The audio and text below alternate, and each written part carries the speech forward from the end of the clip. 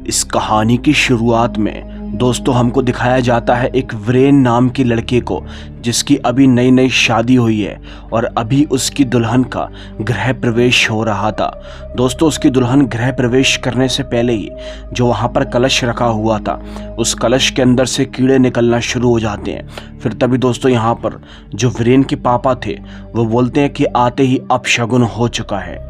यानी कि दोस्तों अब हमको पता चलता है कि ये जो वीरेन की दुल्हन है, यानी कि वीरेन ने जो शादी की है, इस शादी से वीरेन के घर वाले खुश नहीं होते हैं सिवाय उसकी माँ को छोड़कर, क्योंकि इस शादी से पहले भी दोस्तों वीरेन की एक और शादी हो चुकी थी जो उसकी एक्स वाइफ थी, लेकिन उसकी एक्स वाइफ की मृत्यु हो चुकी थी। वो कैसे, इसके बारे में आपको आगे पता चलेगा। इसीलिए घर के लोग अपनी पुरानी बहू को याद करते हुए बोलते हैं कि ये नई वाली उसकी जगह नहीं ले सकती।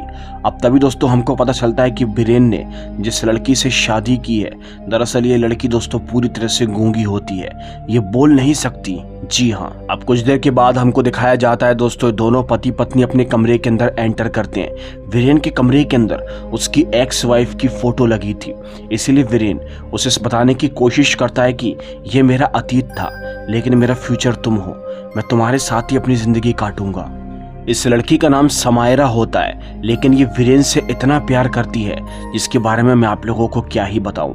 उधर दूसरी तरफ दोस्तों हमको दिखाया जाता है वीरेन के पापा और वीरेन की मामा आपस में बातें करने की कोशिश करते हैं और बोलते हैं कि वीरेन एक गूंगी लड़की लेकर आ चुका है, लेकिन उसके मामा बोलते हैं कि जैसे हमने पहली वाली को मरवा दिया था वैसे ही इसको भी मरवा देंगे। जी हाँ दोस्तों, यानी कि अब हमको पता चलता है कि जो इनकी पहली वाली बहू थी उसको किसी न किसी घर के सदस्य ने मरवाया है, लेकिन वो कौन, ये कहने में ट्विस्ट है, आप सुनकर बहुत बुरी तरीके से शॉक हो जाओगे। अब कुछ देर के बाद दोस्तों हमको दिखाया जाता है वीरेन के कमरे के अंदर, जहां उसकी एक्स वाइफ की जो फोटो होती है वो गिरकर टूट जाती है। उसकी एक्स वाइफ का नाम मंदुलिका होता है और वीरेन को उसके घर में किसी के होने का एहसास हो रहा था।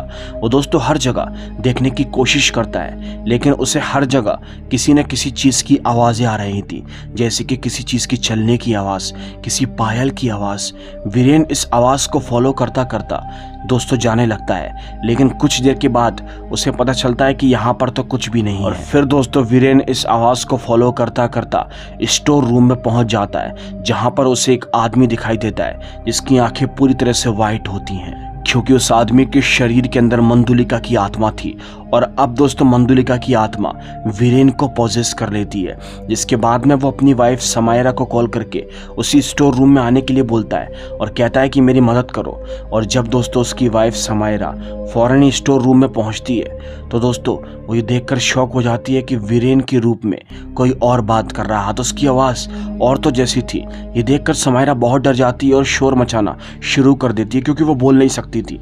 अब घर के सारे सदस्य यहाँ पर आ जाते हैं और दोस्तों वो सारे सदस्यों से इशारा करके स्टोर रूम में जाने के लिए बोलती है। और जब दोस्तों सारे सदस्य स्टोर रूम में जाते हैं तो उन्हें स्टोर रूम में कुछ भी दिखाई नहीं देता।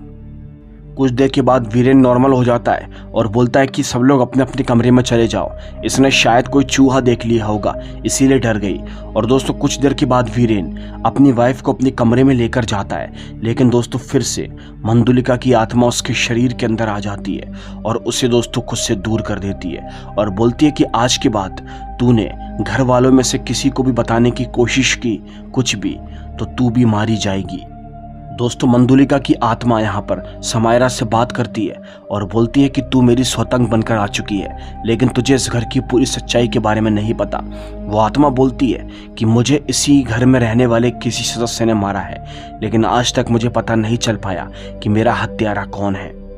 मंदुलिका की आत्मा बोलती है कि मैं तुझ पर भरोसा करती हूँ और तुझे ही मेरे हत्यारे को ढूंढना है कि आखिर मुझे किसने मारा था। अब दोस्तों तभी हमको कुछ देर के बाद दिखाया जाता है समायरा को उसकी माँ यानी कि उसकी सास बुला लेती है और ये दोनों के दोनों आपस में बातें करना शुरू कर देते हैं, जहाँ उसकी सास से समायरा पूछती है इशारों में कि आखिर उनकी पहली बहू की हत्या कैसे हो गई, तब कि आखिर उनकी पहली बहू की मौत कैसे हो गई। तभी दोस्तों उसकी सास उसे बताती है कि वीरेन और वो गाड़ी से कहीं घूमने के लिए गए हुए थे, वो एक पुल के ऊपर से गुजर रहे थे और पुल टूटने की वजह से उसकी मौत हो गई। उस हादसे में वीरेन तो बच गया लेकिन उनकी बहू मारी गई। लेकिन दोस्तों समायरा को इन बातों में कोई भी सच्चाई नहीं लग रही थी। एनीवे सब कुछ देर के बाद दोस्तों हमको दिखाया जाता है जो वीरेन के अंदर मंदुलिका की आत्मा थी वो फौरन ही दोस्तों यहाँ पर समायरा को अपने साथ गाड़ी में बिठाती है और बोलती है कि तेरी सास एकदम झूठ बोल रही है, मेरी मौत किसी पुल गिरने से नहीं हुई बल्कि मुझे जहर देकर मारा गया है। और फिर दोस्तों हमको दिखाया जाता है वो आत्मा गाड़ी से समायरा को अपने साथ एक बंद पड़े गोदाम में लेकर जाती है और दोस्तों वहां जाकर खुदाई करने पर इन्हें एक बक्सा दिखाई देता है और जैसे ही वो आत्मा उस बक्से को खोलती है तो उसमें उसका सालों पुराना कंकाल रखा हुआ था जिसके ऊपर कीड़े मंडरा रहे थे। वो समायरा को दिखाते हुए बोलती है कि ये रहा मेरा कंकाल, मेरे हत्यारों को मुझे जल्दी ही ढूंढना है और इसमें तुम मेरी मदद करोगी। दोस्तों वो आत्मा उसे जहर की शीशी दिखाते हुए बोलती है कि ये जहर ले लो और पता करो कि आखिर ये जहर मुझे किसने दिया। मंदुलिका की आत्मा समायरा को हर तरह से टॉर्चर करती थी और केवल उससे एक ही बात बोलती थी कि तुम्हें मेरी मदद करनी होगी वरना मैं वीरेन को और तुमको दोनों को अलग करके जान से मार दूंगी। अब तभी दोस्तों हमको दिखाया जाता है वो आत्मा मंदुलिका की एक बार दोस्तों ऐसी समायरा से बात कर रही थी और उस आत्मा को दोस्तों पता चल जाता है कि उसकी जो ब्रिज पर से गिरने वाली झूठी कहानी किसी और ने नहीं बल्कि खुद वीरेन के मामा के बेटे ने फैलाई है।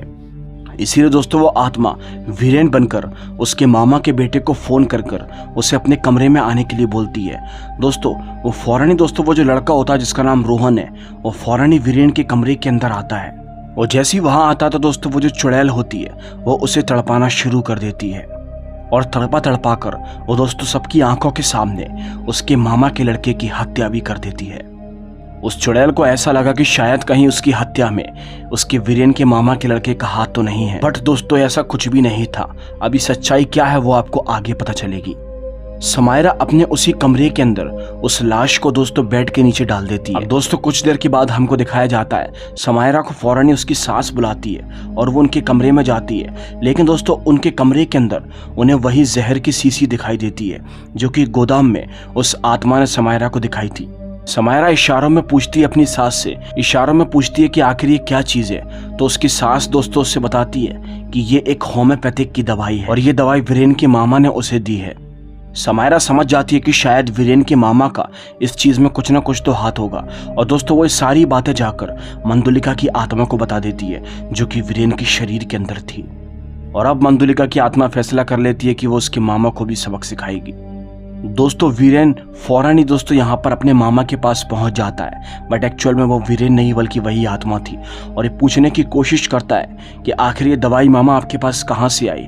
लेकिन उसके मामा उसकी बात पर पलटी मार रहे थे।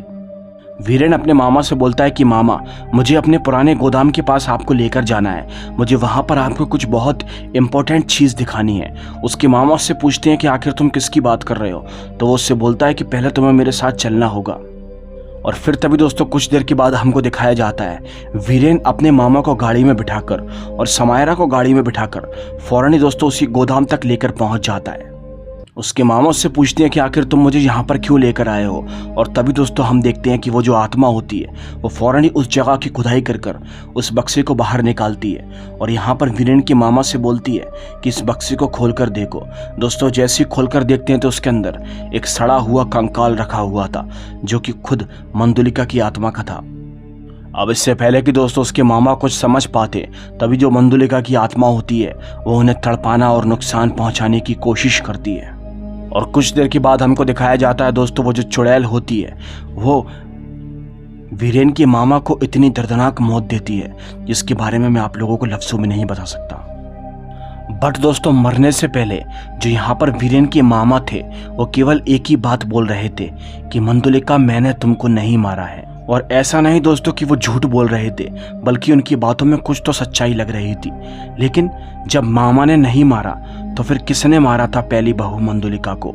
दोस्तों देखते रहिए। अब यहाँ पर उस चुड़ैल को ऐसा लगता है जैसे कि शायद उसकी सास ही उसकी हत्यारी है, इसीलिए वो चुड़ैल एक दिन अपनी सास को ही नुकसान पहुंचाने की कोशिश करती है। अब उस आत्मा ने समायरा के शरीर में अपना कब्जा कर लिया था और दोस्तों कुछ देर के बाद जब वो अपनी सास को नुकसान पहुंचा रही थी तो दोस्तों वहां पर वीरेन पहुंच जाता है और दोस्तों वो वीरेन से जाकर चिपट जाती है और बोलती है कि वीरेन मुझे तुम्हारी बहुत याद आ रही है।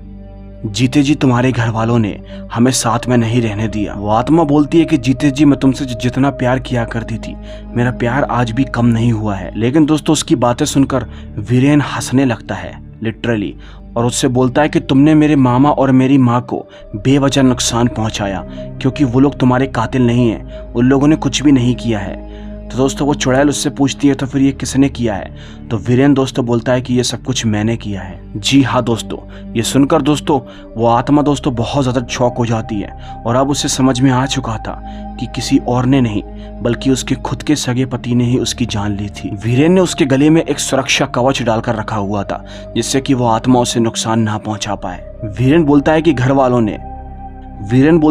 वालों ने मेरी शादी तुमसे करवा दी थी, बट मैं तुमसे नहीं समायरा से प्यार करता था। वो बोलता है कि समायरा के पास में कई सारी प्रॉपर्टी और जायदाद थी, जिसे कि उसने मेरे नाम कर दिया है, और मैंने उसकी जायदाद से ही प्यार किया था, ना कि उससे।